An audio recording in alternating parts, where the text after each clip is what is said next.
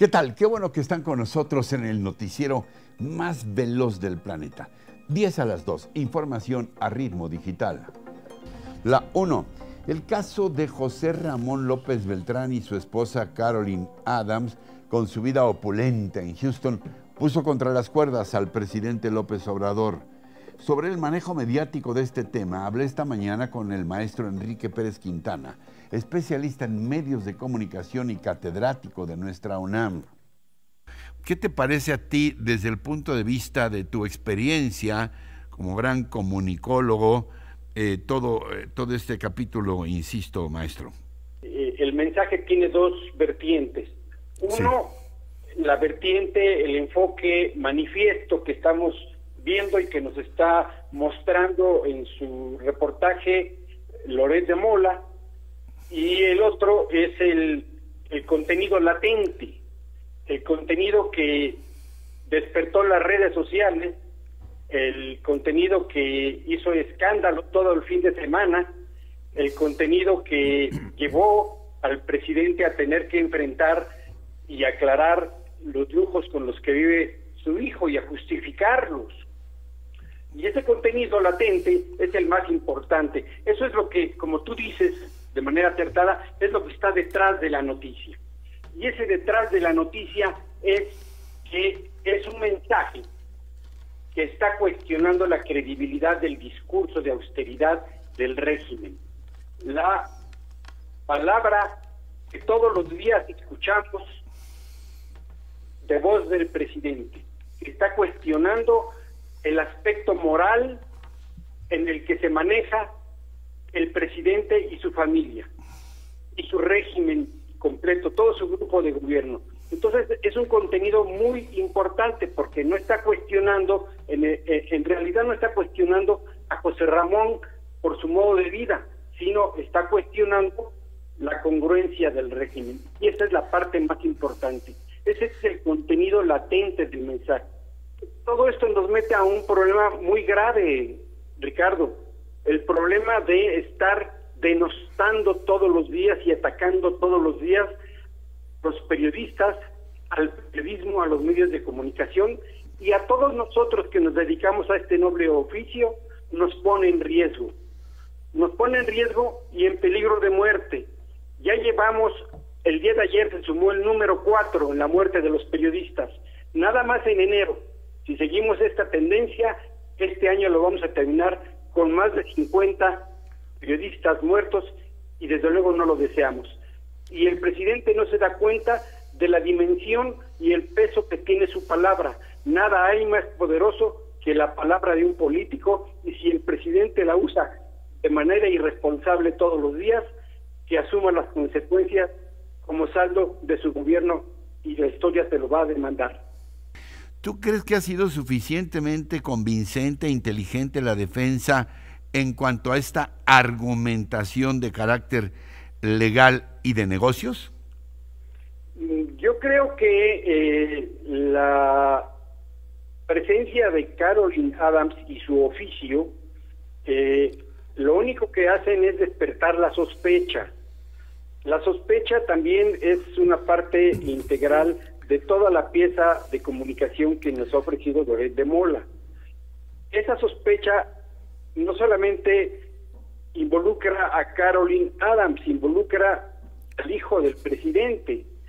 Es decir, esos cabildeos y sus resultados en la industria petrolera y los favores que se supone que recogen de ellos son la parte sospechosa, es la parte que cuestiona la moralidad. Por menos de esto se ha juzgado a los hijos de otros presidentes, incluso sí, a la esposa del presidente anterior. Entonces, es solamente una parte distractora también. El no referirse a su nuera como parte de su familia, sino como un ente extraño, al decir esta señora, ¿no? Bueno, pues esa señora resulta que es la madre de su nieto, de su nieta, ¿no? Entonces lleva ahí una responsabilidad moral importante, y lo único que hace el presidente es lo que siempre hace todo el tiempo: meter elementos distractores y disminuir el golpe mediático. La 2. Y abundando como todos los martes, con el privilegio de su palabra, en la que con su bala de terciopelo apunta a lo que ella llama el Houston Gate, es por supuesto Ana María Olabuenaga. Algunos dicen que no tiene nombre el hecho que vamos a comentar hoy. Lo cierto es que si no tuviéramos más remedio y tuviésemos que escogerle alguno, podría llamarse Houston Gate. Houston Leaks tampoco le quedaría mal, aunque coloquialmente lo que la plataforma Latinus y la Organización Mexicanos Unidos contra la Corrupción y la Impunidad hicieron el jueves por la noche fue lanzar una bomba. Exhibir y documentar al primogénito de nuestro presidente y su pareja viviendo en lujosas residencias en Houston con múltiples habitaciones, amplios jardines, alberca de 23 metros de largo y manejando una camioneta Mercedes valuada en $1.400.000 pesos. El proyectil noticioso cayó justo al centro de las redes sociales, destruyendo la pseudo tregua que los deportes logran gestar cada fin de semana, dividiendo los timelines entre las cuentas que producían justificaciones y distractores y las que se desbordaban de sarcasmo y furia. Mientras unos se convertían en verdugos, los otros de relaciones públicas buscando hacer un control de daños frente a una crisis de confianza y reputación. Más de 20 etiquetas se crearon a favor y en contra del tema del primogénito. De manera inevitable, el asunto era ya un escándalo. Al presidente no le quedaba más remedio que enfrentarlo, aunque solo fuera, como lo hizo ayer, para esquivar la bola. El reconocido sociólogo John B. Thompson dice que los escándalos son batallas por el poder simbólico y que son una forma secularizada del pecado. Paradójicamente, la mañana del pasado jueves en que se destapó el escándalo, el hijo del presidente puso en su cuenta de Twitter una frase de su padre: la austeridad no es un asunto administrativo, sino de conciencia. Entonces, Ricardo, auditorio, ni crimen ni delito. Lo que cometió la familia presidencial es un pecado. No hay remedio. El presidente se enfrenta a un problema moral. Se enfrenta a un moral gate. La 3. Sobre la elección del secretario general en el sindicato petrolero que él avaló con la presencia de todos los aspirantes ahí en la mañanera, el presidente López Obrador afirmó que su gobierno no tiene candidatos predilectos ni busca tener sindicatos a su servicio. Al referirse a la participación y el triunfo de Ricardo Aldana, representante del grupo que ha encabezado por lustros la organización gremial, dijo López Obrador en su conferencia matutina que el avance de la democracia sindical se está dando y que empieza. Nosotros no tenemos candidatos. Antes de aquí se decidía quién sí, quién no. Ahora no. Son los trabajadores. Aquí estuvo el señor, pero si al que hace mención, pero si me lo encuentro ahora me tendría que decir quién es, porque no lo identifico, pues no he tenido relaciones con él, o sea, no lo estoy descalificando, sencillamente no tengo ninguna vinculación. Porque fueron nada más 3, tal vez 4, no más de ellos, ahí a la mañanera, y estuvieron hablando, y no se acordaría de él si lo ve. Bueno, reiteró que no hay ningún candidato predilecto, ya que no hay sindicatos de Estado, y que eso es parte importante del cambio. Al ser cuestionado sobre las denuncias por presuntos desfalcos cometidos en el periodo en el que Aldana ha sido tesorero del sindicato petrolero, durante 20 años con el cuestionadísimo líder Romero de Champs, contestó que los asuntos internos del sindicato los tiene que ver la autoridad correspondiente. ¿Cuál? ¿Dónde está la secretaria del Trabajo? Dejó claro que no puede ser tapadera de nadie ni acusar sin pruebas. En otros asuntos, el vocero Jesús Ramírez leyó una carta del historiador Pedro Salmerón, donde declina la propuesta de López Obrador para ser embajador de México en Panamá. No es que decline, es que le dijeron que no lo aceptaban. Bueno, López Obrador anunció que su nueva propuesta para la embajada insultó a la secretaria de Relaciones Exteriores de Panamá, diciéndole que era una vocera de la Inquisición. Pero bueno, anunció que su nueva propuesta para la embajada en el país centroamericano será la senadora suplente, después de que acusaron de acoso al señor Salmerón. Ahora será la senadora suplente Jesusa Rodríguez. La 4, una pregunta que nos hacemos todos y que por supuesto está suscitando una enorme polémica entre los especialistas privados y las voces del gobierno. ¿Estamos en recesión? Por ello acudí también esta mañana a un gran experto, el doctor José Luis de la Cruz, director del Instituto para el Desarrollo Industrial y el Crecimiento Económico. ¿Podemos hablar de recesión o todavía no, según el gobierno? Bueno, yo creo que básicamente lo que ya podemos afirmar es que la economía mexicana ha entrado en una profunda fase de desaceleración, la cual es más notoria en dos de los sectores estratégicos para el PIB, que es el sector servicios, es decir, aquello que está vinculado con el comercio, con los servicios profesionales, el transporte, la educación, la salud, en donde vemos componentes que están retrocediendo o que ya crecen muy poco. En general, el sector servicios tuvo una caída de acuerdo a la información que nos dio a conocer el INEGI, y en ese sentido, este componente que representa casi el 65% de la economía en total, ya está en un terreno negativo que es preocupante. Y por otro lado, la actividad industrial, si bien todavía crece, lo que estamos observando es que lo hace a tasas que apenas superan el 1%, y en donde algunos de sus componentes, como la construcción, tiene datos negativos. De igual forma, algunos de los vinculados con el sector energético, como es la extracción de petróleo, gas, generación de energía eléctrica. Entonces, bajo esa perspectiva, lo que podemos afirmar es, ya estamos en una muy clara fase de desaceleración que puede preceder a una recesión. Sin embargo, de momento todavía no existirían los indicadores para poder afirmar de manera contundente que ya es una recesión. Ahora dime, no tienes una bola de cristal, pero ¿cuáles son las tendencias? Porque hay también perspectivas diversas, hay entidades pues que aseguran que no creceremos más allá del 1,5%, si bien nos va en este 2022. El gobierno es mucho más optimista, habla de 3% o hasta más de crecimiento. ¿De qué depende que se consoliden en un sentido o en otro estos pronósticos, estas perspectivas, maestro? Básicamente yo vería tres elementos.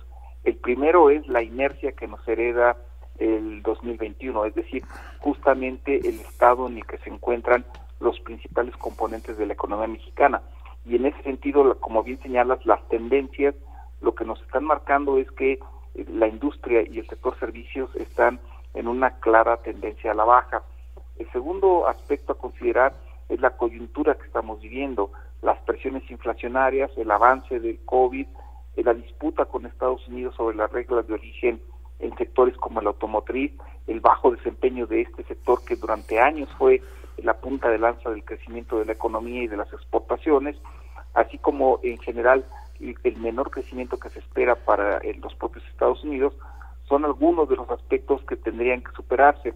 Y esto, para hacerlo, tendría que hacerse con inversión, y una inversión productiva que de momento no se está observando tenga el vigor que se requiere para superar este letargo. Y finalmente yo le agregaría un efecto de comparación que en el segundo trimestre va a pesar. El año pasado el crecimiento entre abril y junio fue de 19.9%. Superar esa tasa de crecimiento no va a ser fácil en una economía con esta inercia.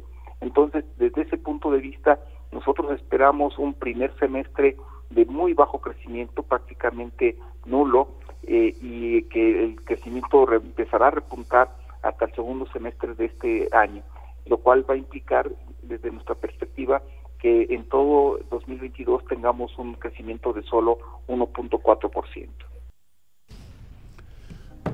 La 5. Las organizaciones sindicales que agrupan a los trabajadores de la radio y la televisión en México se dicen listos para debatir en torno a los derechos de las audiencias. Ello a propósito de la determinación de la Suprema Corte de Justicia de la Nación, que ordena diferenciar entre contenidos y opinión en los medios electrónicos. Es decir, que cada vez que yo haga un gesto, se lo tenga que advertir a usted. Este gesto es mío.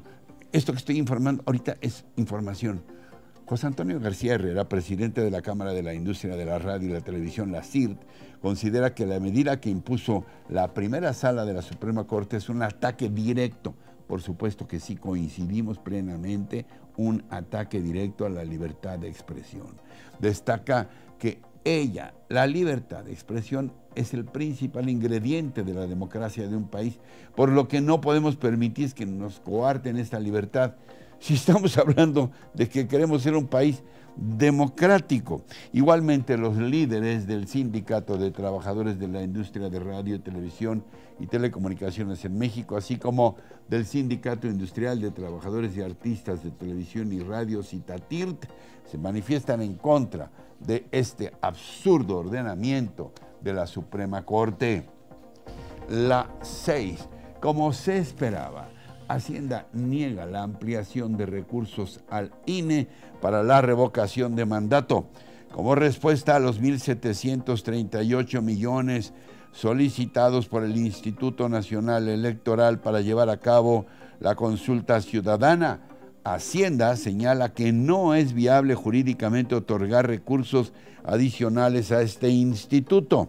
Aclara igualmente que en el presupuesto de egresos de la Federación para el ejercicio fiscal 2022 no existe la disposición de asignación específica de recursos que permitan aumentar el presupuesto del instituto, otorgar excepcionalmente recursos adicionales.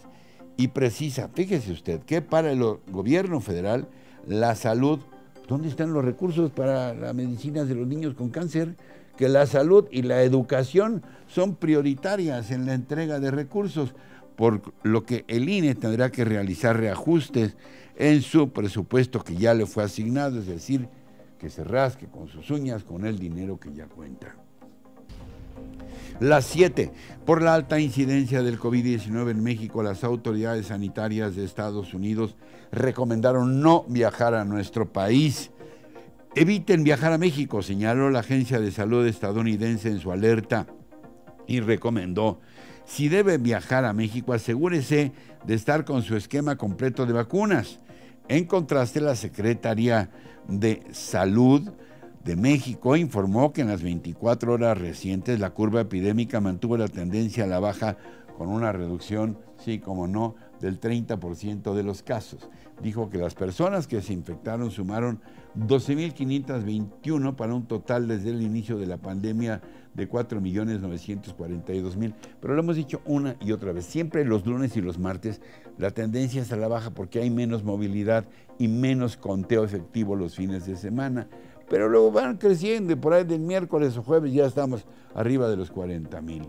Perdieron la vida a causa del coronavirus 128 para un acumulado que suma ya 306.000.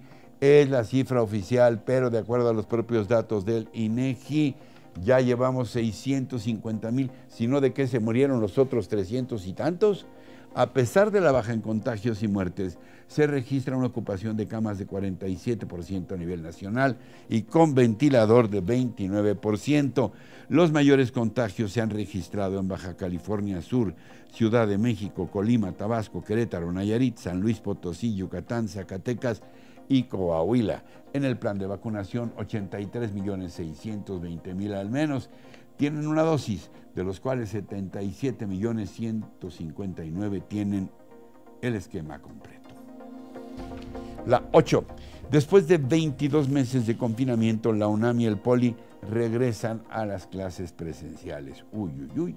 Ayer lunes, la Universidad Nacional Autónoma de México y el Instituto Politécnico Nacional iniciaron el retorno a las aulas de manera escalonada, aunque se mantienen las clases en línea. En la UNAM, únicamente los alumnos de la Facultad de Derecho regresaron a clases presenciales, mientras que el resto de las facultades y de los campus lo harán entre 2 y 4 semanas adelante. Cada institución deberá determinar el momento de regresar y bajo qué condiciones. En cuanto al Poli, regresaron más de 200,000 alumnos en todos los niveles de las 90 escuelas que la institución tiene en 24 estados del país. Arturo Reyes, director general del Politécnico, señaló que el regreso presencial resultaba ya impostergable para continuar con el desarrollo académico de los estudiantes. La 9, Boris Johnson, el hiperdespeinado primer ministro de Gran Bretaña, salió súper fiestero, pidió perdón tras la publicación del informe sobre las fiestas de escándalo en la célebre residencia de 10 Downing Street durante el confinamiento de la pandemia. El informe fue entregado al primer ministro y divulgado a la opinión pública sin detalles por pedido de la policía. A pesar del escándalo por la celebración de las fiestas, cuando se le exigía a la sociedad inglesa un confinamiento y aislamiento casi obligatorio y prohibición de reuniones, Boris Johnson afirmó que no piensa renunciar y se limitó a decir: entiendo y lo arreglaré. Oh my God. Dijo que prometió cambios administrativos en la operación de la residencia oficial de Downing Street, como si él no se hubiera enterado. Pues si Downing Street no es el Palacio Nacional, está bien chiquita, ahí los que hemos podido ir, se ve bien chiquito ahí en Downing Street. Bueno, él por supuesto que se dio cuenta, aunque prometió cambios administrativos en la operación de la residencia oficial, y subrayó que no renunciará a pesar de las amenazas de su propio partido de removerlo del cargo. Aquí está con su greñero y todo, lanzando un mensaje a la sociedad inglesa de que puede confiar en su gobierno, aunque podría enfrentar una rebelión de la clase política para sacarlo del poder. El denominado Partygate, o escándalo de las fiestas, se convirtió en una bola de nieve que amenaza arrasar al gobierno de Johnson. Su permanencia en el poder depende de un ¿qué? ¿Un trago? No, de un hilo. La 10.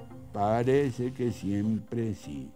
Tom Brady, la leyenda, dice adiós. Uno de los grandes íconos del fútbol americano de las décadas recientes, para muchos el más importante jugador de todos los tiempos, personaje indiscutible de la cultura estadounidense actual, confirma oficialmente su retiro de los emparrillados.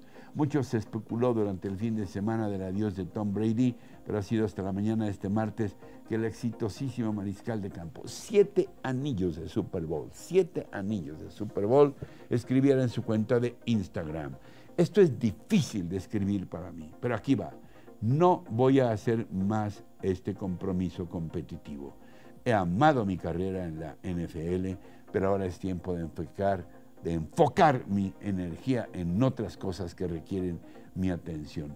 Brady, de 48 años, tuvo una brillante carrera con los Patriotas de Nueva Inglaterra y luego ya en estos 2 años recientes con los Bucaneros de Tampa Bay, a lo largo de 22 temporadas, en la que impuso muchos récords, por lo que ha sido considerado el mejor jugador, insisto, para mí también, en la historia de la NFL. Ganó 7 títulos de Super Bowl, siendo nombrado en 5 ocasiones el mejor jugador del partido. 3 veces el mejor jugador de toda una temporada regular. Posee el récord de pases para anotación con 710, el de yardas aéreas con 97,569 y de victorias en una temporada regular con 278. Un grande, sin duda alguna, que se va y lo hace de la mejor manera posible, contento, satisfecho de sus logros, sobre todo entero, y muchas cosas por hacer todavía, además con una familia espléndida. Ahí está. ¡Ah, qué puntería! Gisele Bündchen, guapísima. Yo ya me hubiera retirado desde hace varios años, ¿eh? Con esa esposa, digo, perdón. No, la verdad es que son una pareja ejemplar, nunca con escándalos, siempre súper bien. Gisele Bündchen y Tom Brady con sus hijos y todo, bueno, pues ya se van a dedicar a pasarla mucho mejor. Tienen algunos ahorrillos, no tanto como los de ciertos hijos de presidentes, pero tienen lo suyo para pasarla muy, muy bien. Y así llegamos al final, muy tristes por un lado, porque ya no lo veremos en activo, pero también muy contentos porque él ha decidido su destino. Llegamos al final del día de hoy, pero recuerden que tenemos una cita de lunes a viernes en 10 a las 2 y en todo momento con nuestros contenidos completitos en nuestras redes sociales y por supuesto aquí en nuestra página rochainforma.com. Hasta entonces, hasta siempre.